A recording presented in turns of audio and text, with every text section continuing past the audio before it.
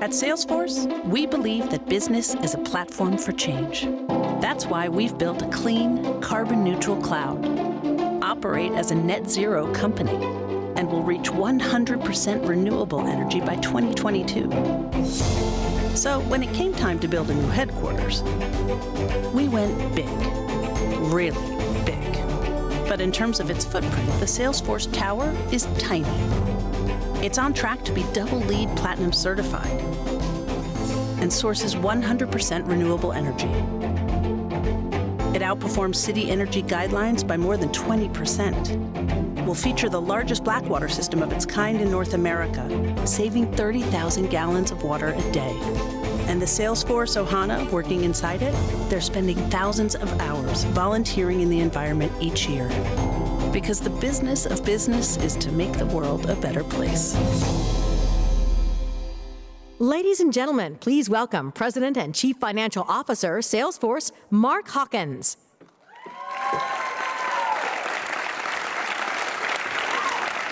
Thank you. Thank you. It is such a pleasure to be with you here. This is our first Global Climate Summit here at Dreamforce. Is that pretty cool? You're a part of it, yes. Thank you. This is a passion for me personally. I think how many people, I don't know, heard Al Gore this morning, but it was so powerful. The message, yeah, please, really. It was so powerful to hear that, we all need to get involved. We all need to take an action, and the power of the flywheel of each one of us trying to understand and raise our mindset is so important. I had the great honor about 2 weeks ago to host a luncheon with Ban Ki-moon, the former Secretary General of the United Nations. And he had a passion about, and as a lot of you know, around sustainability and the importance of it. And he said the single most important thing is to raise our mindset. Because smart men and women around the world will know what to do when they have data, when they have facts, and they have a mindset, and we get to improve. So I couldn't be more pleased to be here with you. We're so thankful that you came to Dreamforce. I have an amazing panel that we're going to talk about. And so without further ado, let me welcome them, okay? Let's do that, please. All right. Let's have our panel come out.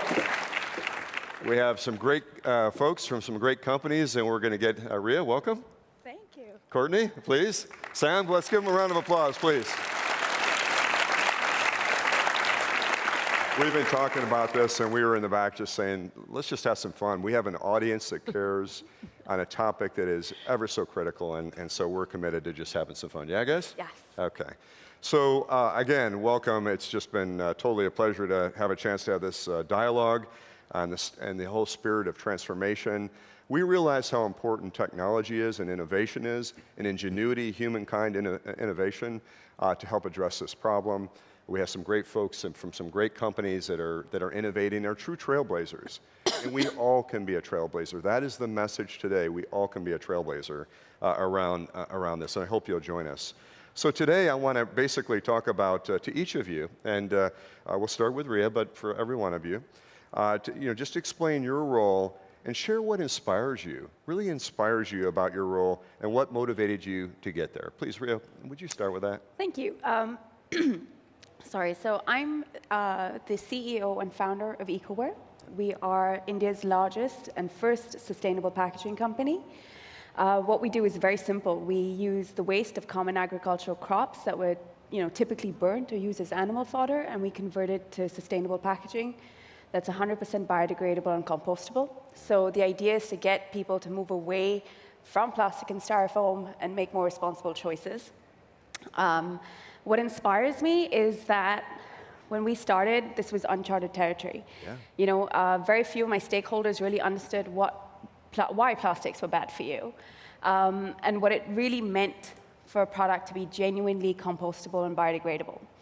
Also, I started at a time where there were no Clean India campaigns led by the government. There were no plastic bans being enforced, which is the complete opposite of what we see now. Yeah. So we've started this wave of change, and I'm really proud of that. And that, we've created an immense amount of impact on the social, health, and environmental front. And that's really what motivates us to keep going. Well, I just want to say to you, Rhea, and to the crowd, that motivates me. And I just, a young global leader, she's part of the Young Global Leaders for the World Economic Forum, is a true trailblazer. and sees a need and is changing how things are happening in India, one of the great countries in the world. And never underestimate the power of what one person can do. And I'm on the board of the ocean cleanup. Yes. And the fact that you're helping to keep plastic before it makes it into the ocean, and you heard about this from Al Gore today, and you're reading about it if you haven't, it's a critical, critical mission. So thank you. That inspires me as well. Please, what a great example. And then also, Courtney, I'd love to hear your same thoughts on that matter. Yeah, I'm so proud to work for a trailblazing organization like Unilever. It's amazing. And working for a company that puts sustainability at the heart of its strategy is what I want for my career. Yeah. And in fact, actually, I joined Unilever because of our unique purpose to help make sustainable living commonplace. In terms of my own role, I lead the Sustainable Business Technology team, and I'm a part of the IT organization. And we're a small group of sustainability and technology experts who work across the business, helping colleagues to use technology to deliver sustainable growth. And it's a great opportunity. So we talked about how technology can help you. And Unilever is one of the great companies. You've internalized that in your entire brand. Your consumers care, right? A lot. Absolutely. Yeah, and Paul Pullman is known in the world as a leader that takes a great brand and is making a statement that we can be better. He's an aspiration and an inspiration to us all, really. Yeah, I agree. So thank you again for being here and being a trailblazer with your technology innovation. And of course, Sam, what a great company you tell people about, and tell us your story here. Yes, well, so Lyft, of course, is the fastest growing rideshare company in the world, which we're very excited about. And I think people may not really realize how important sustainability is in the transportation industry. Today, transportation is actually the largest source of greenhouse gas emissions in the world, and that largely comes from passenger vehicles. So it's actually very important that as the world is transitioning into this sustainability revolution that we heard from Al Gore earlier today, that ride sharing has a big role to play there, because as people start taking more and more ride sharing, we will see people in shared rides, and actually already today 30% of all of our rides are shared, which helps to take cars off the road, it helps to reduce emissions, and it helps to really create that sustainable future that we're all working towards. Yeah, and you and I talked, and living in San Francisco, I mean, the traffic is kind of famous for being heavy, and yet this is helping with traffic, it's helping with sustainability, it's helping with the ecosystem, and that whole virtuous cycle, when we solve a problem, it can have even ancillary benefits. So thank you guys for being pioneers in that way. That's absolutely terrific. I want to come back to Ria, and we talked about different thoughts on different topics earlier, and I want to understand, what do you believe is the role for business related to climate change? So the role of business, what should they be doing, Ria? So Mark, I think it's fair to say that we all know that we live in a resource-constrained world, right? As a founder of a business, there are three things that have been really important to me. One, the realization that climate change is going to affect your business operation, right? So extreme weather affects your output, and it will take toll on your company. For sure. Second, that consumers engage with responsible brands, right? There's enough market research out there to show that, and if you want to stay here in the long term, you've got to make that switch quickly. Thirdly, as a business, I feel that we have a huge responsibility to encourage, educate, and incentivize our consumers and move them away from this irresponsible behavior, individual behavior that we're seeing, to more responsible consumerism. So what we're seeing now is that smart businesses are doing this. No one's waiting to make this change, right? They're moving from linear economies to circular, they're moving to renewable energy, engaging with community, and just practicing responsible consumption. And that's exactly what we do with EcoWare. Our objective is in line with the UN Sustainable Development Goals, and a circular economy is just, aligned with our vision of what we want to create, a sustainable society. Yeah, I mean, that's really powerful, and I see a couple things. We talked about the business of businesses to help to make the world a better place. It's the best platform, one of the best platforms in the world to make change. We want all the platforms to be used. This is such a serious topic, and you really reinforce that when you have business getting involved. I clearly see what you're saying. But what I notice also, Ria, is you and Courtney have this common view that your consumers expect it. Yes. Right? I mean, that is changing, right? I mean, that is, you can feel that and see that, and you're tapping into something good and making something better. I think that's really, that's awesome. That's great. So I want to also shift, Courtney, and ask you, why do you think we're seeing business increasingly taking action now? Yeah. You've seen a lot of things. Tell me that. Yeah, you know what, I think we're seeing the shift because sustainability makes good business sense. Yeah. Yeah, it's what consumers want. People increasingly seek out products and services that are sustainably produced. Our own research shows that more than half of all consumers either already buy or want to buy sustainable products. Sustainability helps to reduce costs. Yeah. It helps to reduce risk, and it also helps to build trust. And you know, solving the world's problems is a huge task. Yeah. You know, no one has all the answers, and we certainly can't do it alone. Putting sustainability at the heart of our business model helps us to stay relevant to customers and consumers, but it also helps to strengthen the relationships with key stakeholders and partners, with the hope that we can all work together towards a more sustainable future. I really relate to two things. One is, as great as your company is and as famous as they are, you serve, what, a couple billion consumers a year, or, maybe a day, A day. I mean, everybody deals with Unilever, right? I mean, it's incredible. Yeah. But I think your point is, we want to engage everybody in this. We want to engage help from all the folks, and being a good example, you can certainly do that. And business can help, and your business is helping a lot. And so again, thank you guys for being a trailblazer in that way. Sam, of course, you made a big announcement recently, a very important announcement around 100% carbon neutral company. Can you share a little bit about how you came to that point? How did you get to that point and the decision making, and what did that feel like when the Lyft team, which by the way is a great, again, local San Francisco company innovating, what did it feel like when you were done?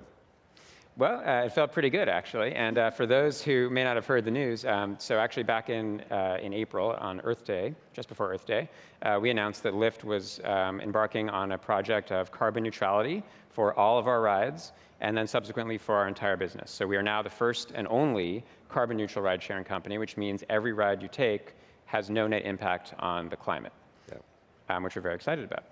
Now, thank you. Yeah, please. All right. Yeah, absolutely. So the way that came about is kind of interesting, actually. Lyft was founded on this premise of improving people's lives with the world's best transportation.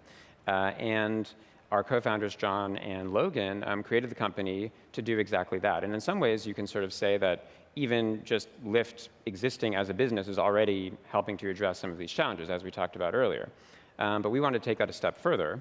And as much as I wish I could say that I, came in and, convinced everybody this was a great idea, the fact of the matter is everybody was already on board. And in fact, it was our co-founders who were asking from the top, saying, let's get this done. Can you please help do this? So my first task at the company, which I actually only started at Lyft about 6 months ago, my very first task was to actually make this happen.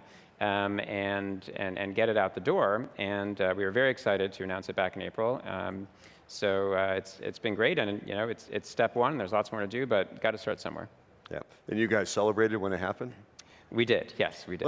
Let me ask you something different. What did your when you think about employees and how they feel, do you think that matters when they come to work for a company that is 100% renewable, 100% sustainable? Carbon neutral. Do you think that matters? Do they talk about that today when you're hiring people? Do they care about those kind of purpose-driven companies?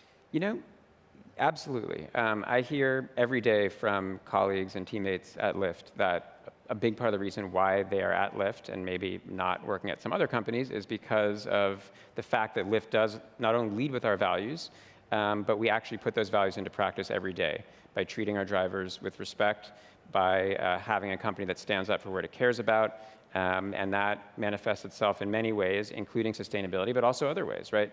You may have heard we just announced we're doing a big Rides to the Polls initiative for Election Day. We're going to help overcome the challenge. Fantastic.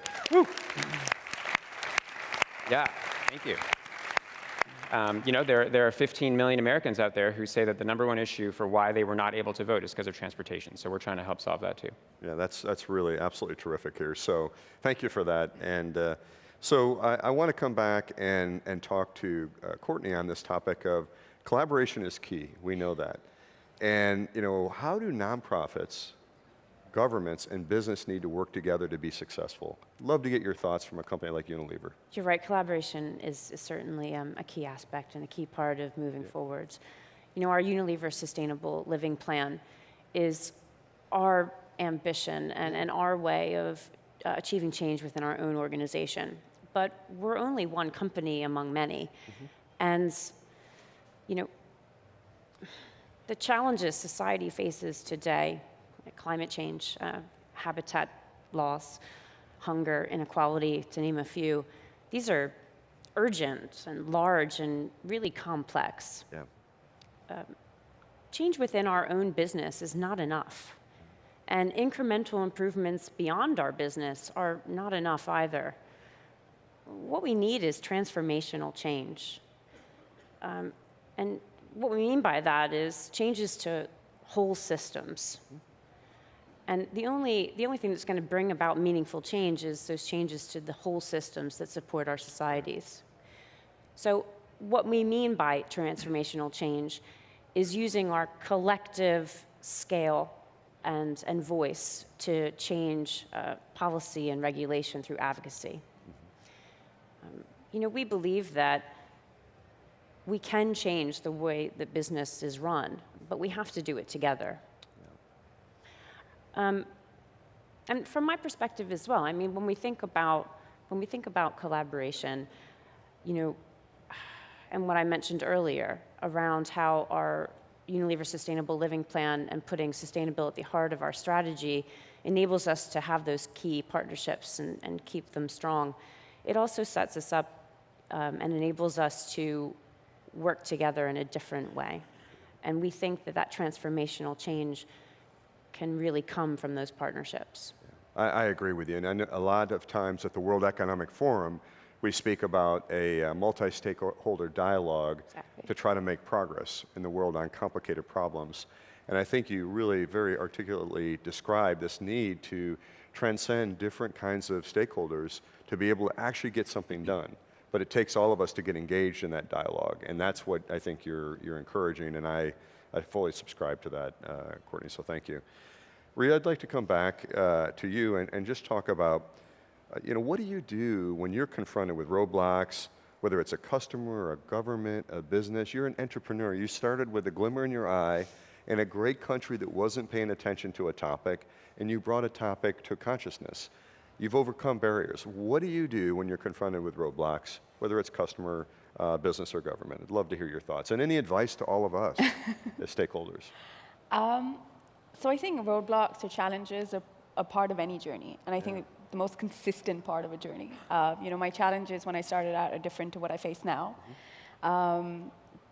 But I think it's very important to understand what the roadblock is and understand the motivation of the stakeholder, right, for creating this roadblock. And what I found that works well for me is one where you could possibly engage with someone else. So for instance, a key opinion leader to help overcome the roadblock.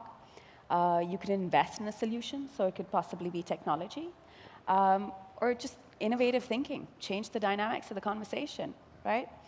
But I think what's important is that you never lose sight of what you've set out to achieve and that vision and that end goal, because that's what's going to, charge you up and give you the grit and the determination to overcome whatever you're facing, basically. I like that. Be persistent with your vision. Yes. But maybe come at it with a beginner's eyes in terms of how to figure out how to navigate around getting there, right? And that's, but be persistent on your vision and just stay open-minded, it almost sounds like, in that way. That's super powerful, so thank you there. I'm going to come back to all of you on this, but Rhea, we'll just start with you and then keep working back. While there are some challenges out there, what keeps you motivated? What personally keeps you motivated? And what are you looking forward to as it relates to this topic? And then let's just go all the way across.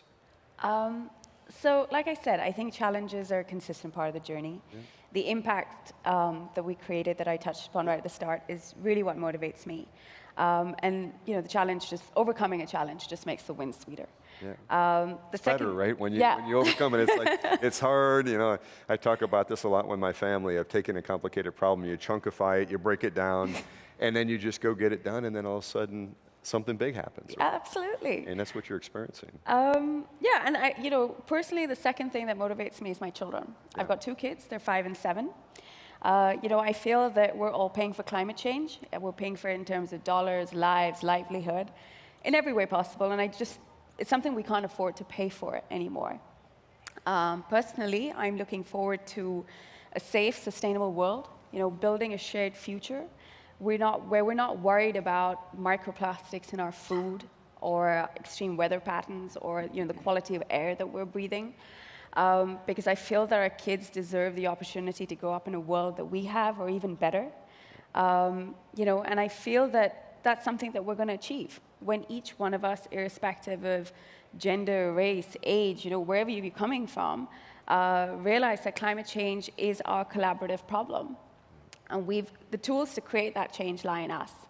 We've got to come together and create a better world. I couldn't agree more, and I'll speak to that at the very end as well here. So I totally subscribe. Please, I'd love to hear your thoughts, Courtney. What keeps me motivated really is, we need to do something. Yeah. Yeah. We don't have a choice. What keeps me out of bed really, what gets me out of bed really is the technology. Yeah. My job's innovation-led, and I'm so excited by the new tech that's coming around and how we can use this technology to help us face these challenges and help us solve the problems. So like you, I'm a problem solver. I like to think in systems, and the tech is so exciting right now. Yeah, I agree. It just seems like there's boundless opportunities with human ingenuity. All we need to do, I do think Ban Ki-moon was correct. It's the mindset to unleash the power of humanity on a very important topic and organize it in a fashion, with technology being a huge enabler and a scalable helper, to your point. Yeah. It's amazing. Yeah, I share that. Yeah. I share that. Sam, what the motivation for you? What motivates you? I would say what I'm really excited about is the fact that there is such a huge opportunity before us to not only make the world a better place, but also grow a successful business. I think it's hard to remember back 5+ years ago, but ride sharing has only existed for 6 years. And I think we all kind of take it for granted, myself included. And we just get out our phone and we can get a ride, but that didn't even exist just a few years ago.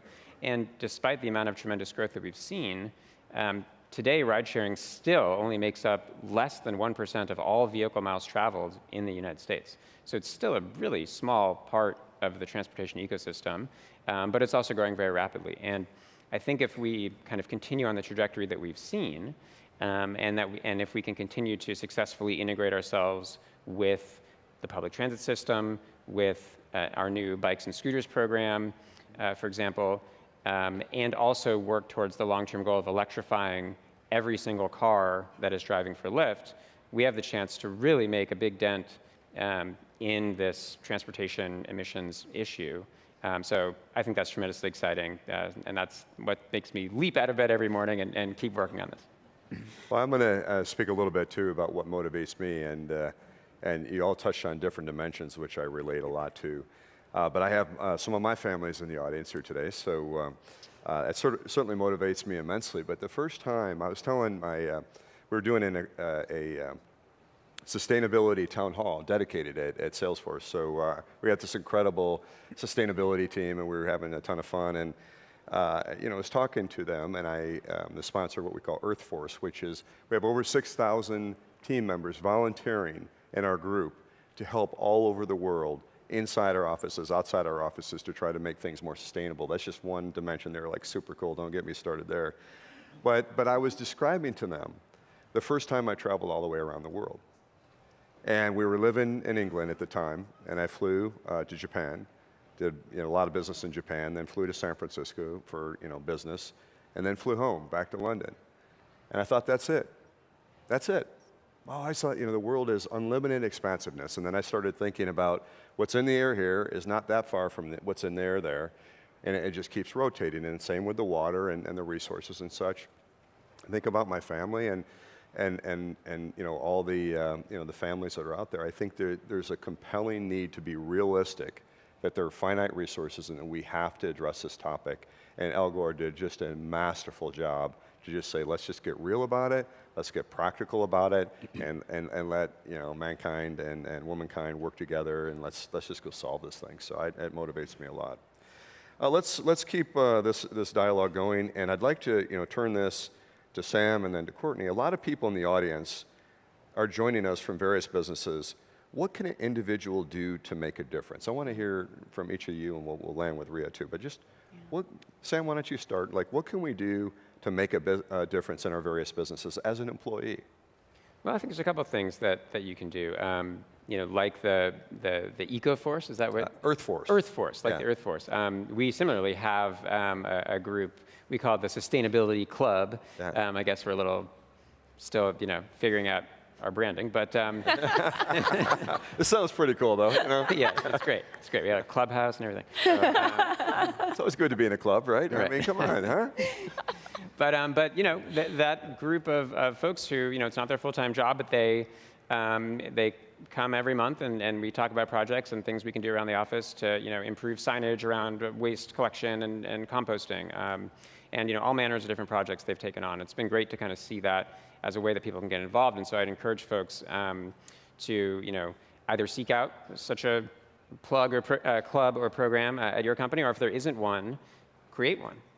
The other thing I'll add is, as the first and only carbon neutral ride-sharing company, you can actually be a travel hero for your company by using our program called Lyft Business. And that is a program that basically Lyft can provide business rides for your company, and it can integrate directly with expense reporting and all that good stuff.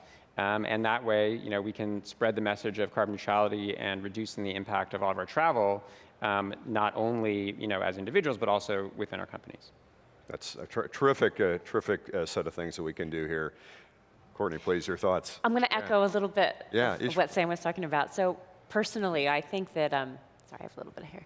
I think that mindset is so important. And I think that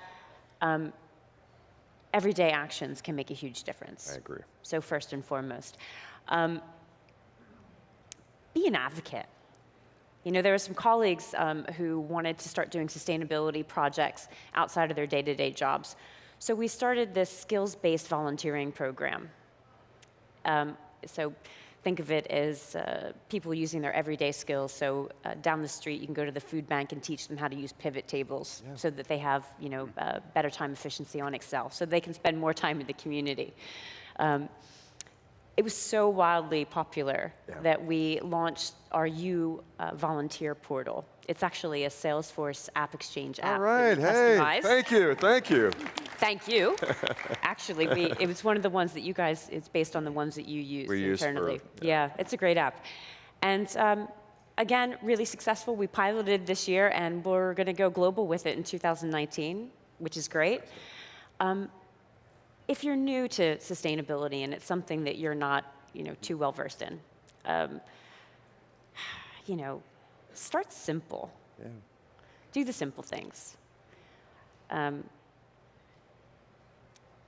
Think about who you work for and what products you buy and where your services come from. Think about, you know, doing the real simple things at home. Make the effort at home as well. You know, buy from your energy from a renewable provider. Turn off the water when you're brushing your teeth. All these little things, everyday things, add up, and you can make a difference every day by the decisions that you make. Yeah. And you're a role model, right? Yeah, you're a role model for your kids and for your neighborhoods, and, you know. I agree. My grandmother, who lived to 97 plus, was the first person I ever met in my life that recycled. And everybody, every grandchild, everybody understood it was important.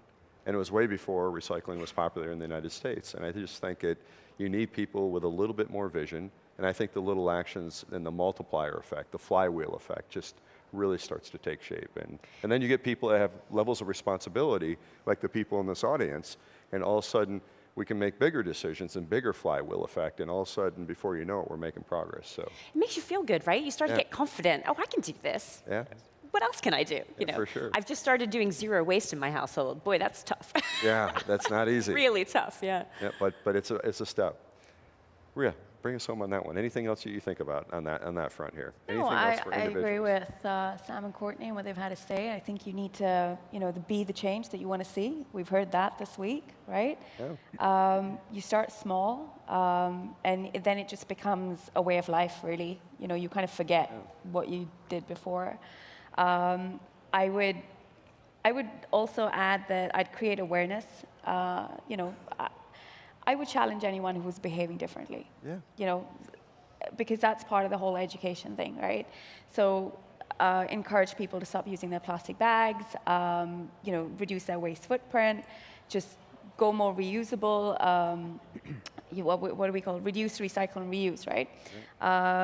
So yeah, just keep creating that awareness and live the change that you want to see. Exactly, and I think people take actions, and you can take things that really help. And I remember the first time people banned plastic bags in the area, and people were thinking, oh my goodness, this can't work. It works really easily, by the way, in case anybody's wondering. And I remember growing up in Michigan, and they said they wanted to charge for bottles so people wouldn't waste them, and they would be recycled. All kinds of lobbying and everything. It worked beautifully. The roads were cleaner. It was all good, So I think it's just having the vision to push through change is important. Okay, this is great. You guys, we're having a dialogue. This is a good thing. I want to get your reaction. We had one of the most famous sustainability speakers in the world, a Nobel Prize winner, Vice President of the United States, passionate, articulate, capable, informed person spoke today. Any thoughts about the message from Al Gore? Just completely inspiring, really hit home.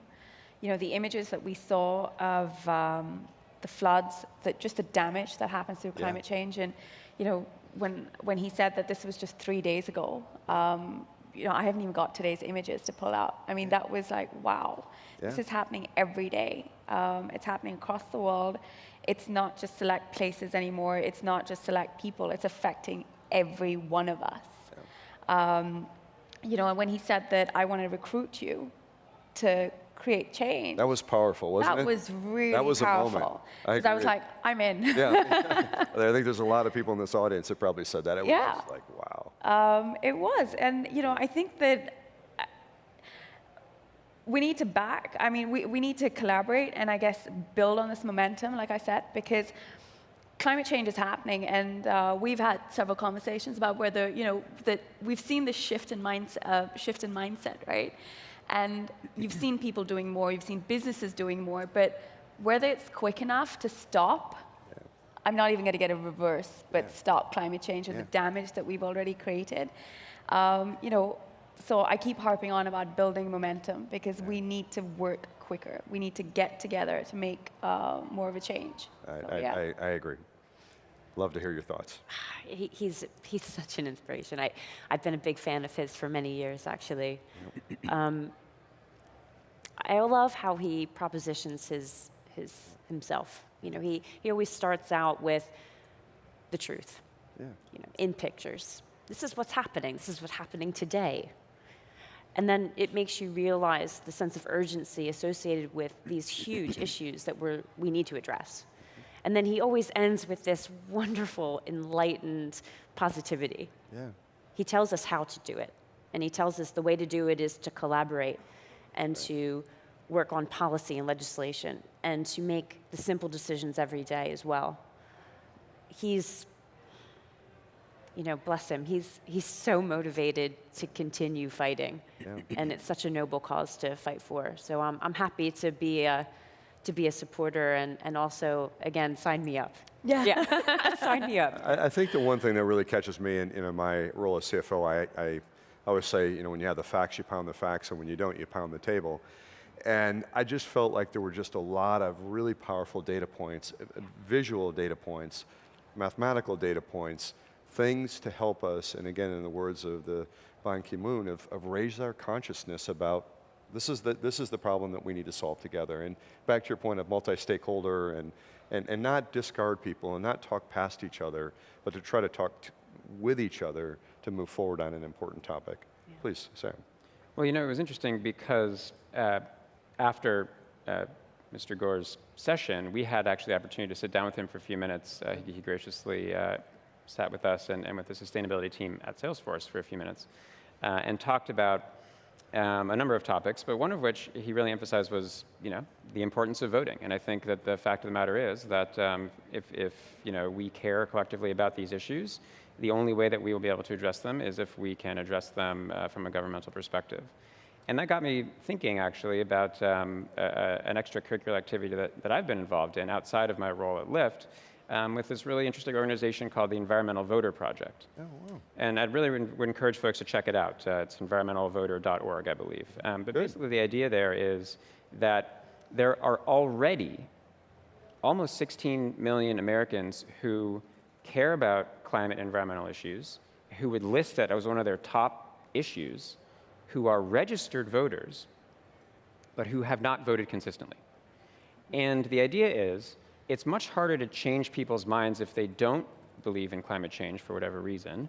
It's actually much easier to make someone who cares about these issues but who's not a habitual voter into a habitual voter.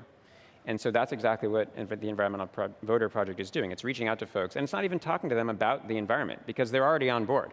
All they need is reminders to go vote, help in making a voting plan and all of that. So if you're looking for something to do in the next month or two as we lead up to Election Day and you care about these issues, I'd really encourage you to check it out. You can volunteer, you can text, you can call. Please check it out. I'd be interested to know, what's the key message around getting people to vote?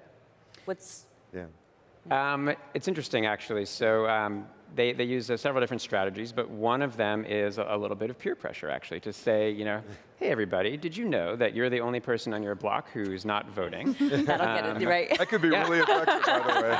And that data exists, actually. So who you vote for is, of course, a confidential issue. Whether you voted or not is public information. It's in what's called the voter file. And so you can actually look up by street address, name, et cetera, who has voted and who hasn't. And you can target people and say, we see that you're a registered voter. You seem to care about environmental issues, but we just noticed that you haven't been voting. So what can we do to help you with that? Let's make a plan. Let's make a strategy for you. Good. Are you going to go before work? Are you going to go after work? All that kind of stuff. Yeah. Well, great. That's another actionable thing that we can do. I want to bring just one last topic up, and then we'll wrap here in a little bit. But we just had, about 2 weeks ago, the first ever in the United States in San Francisco, the Global Climate Action Summit. It was a powerful event where we had world leaders from all over, everywhere come. We had, the mayor of Paris. We've had, numerous governors, heads of state and that type of thing speaking. Harrison Ford's on the web, with a very passionate speech. There's so many people that are, were here, it's hard to even begin to describe. From all spectrum of the political parties, everything, people here to solve this topic. And it was super powerful. A lot of news about that. Any news, has that been bubbling up in your companies? Have you heard about it? Have the headlines made it? I'm just kind of curious how big the reflection of that huge event happened outside of San Francisco. I'm just curious, did it make it around or not so much? So we had some colleagues join. So we had Unilever representation. Unfortunately, I think we were in the air at the same time. When it was going on. Yeah, so I missed, but I'm certain that we'll have dialogue back when we get back home next week. Well, the thing that I was most struck about it is you had some of the biggest institutions in the world. You had banking, you had people all over the world coming in and talking about it, and they broke down this question that I really liked. And at the end of the question, it was, okay, after everything is done and said, after all the dialogue is done, what can your company do? Mm-hmm. And then they just brought it to a focus about specifically what can your company do. And we had a dialogue, and I think it's a great thing for all of us to think about, as we think about leaving today, which is what can the company do? What can we do? Because I think part of the message for today is the stakeholder dialogue, working with our political leaders, working with our business leaders, working with our colleagues, working with the community, and what can we do to step away and get really, really focused. Now, for Salesforce, what we said is, hey, we're committed to RE100. to be greenhouse gas free. We're more than committed. We're actualizing that. 100% renewable. We have a goal. We're well on place as soon as one of our VPPAs comes up. We talked about a number of different, very specific goals on green building certifications for all of our buildings over time. We have a big Blackwater project that a lot of you heard in the video. We have an Earth Force team that has goals that we're doing. But I would just encourage each one of us, in whatever walk of life you're in, to get really focused in that dialogue, is one thing I would say. And so my challenge really is not just to encourage us all in that respect, but I also want to just challenge us and challenge myself to have that conversation with our teams, to have that conversation with our communities, to have that conversation with our families, because it is going to take all of us to make progress on what is fundamentally an important issue. And I really want to think about that. And really, I want to challenge, starting with myself and with all of us, to really challenge the status quo. Because the status quo is not okay, as we saw with a lot of the mathematical things that are put up. It is a national security issue for every modern country in the world, and there's a reason for it. A lot of it's because what Vice President Gore talked about. It's a problem that can be solved. I have huge faith in the ability of ingenuity of our humankind to progress. Let's make sure we have the mindset, and let's get traction and get action. So I can't say more than that. I have had the great pleasure. Anything else you guys want to say at the end? Yes, please. Add one little thing. Yeah, just to follow up on that. At Lyft, we think about this. What we call this is using our superpower. Yeah. And I think everybody has a superpower, right? At Lyft, our superpower is rides. And we try to think creatively about how can we use rides to align with our values. So we can help people get rides to the polls. We can help people take rides that are carbon neutral, that one day will be all electric, for example. So I think, as you're saying, like, what can we all individually do? Think about what your superpower is, what your company's superpower is, and how can you put that into action to help address some of these very important issues. That's right. And please, Courtney, any closing comments that you'd like to say? Well, I know Unilever's really been stepping up their commitments and their ways of working with NGOs and other partners. And we're focusing on these complex problems and how we can solve them together. So we've created a couple new kinds of partnerships that we haven't had before. Yeah. One in particular that's new the past couple of years is called Transform, which is with DFID and some of our other partners. And we're looking to solve some of these big challenges in some DFID countries.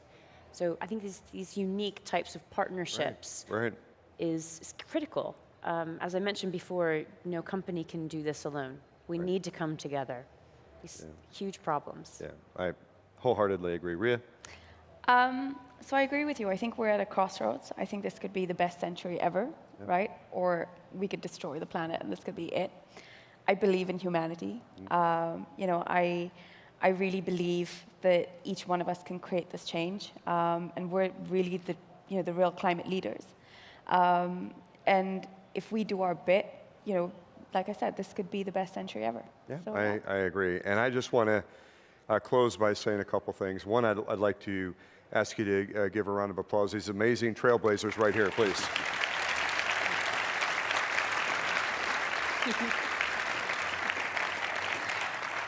And I just want to personally thank each and every one of you for coming and being with us today. I hope this was a useful and helpful discussion. And thank you for your interest in sustainability. And let's all work together, every one of us, to make progress and keep that flywheel going. Thank you so much.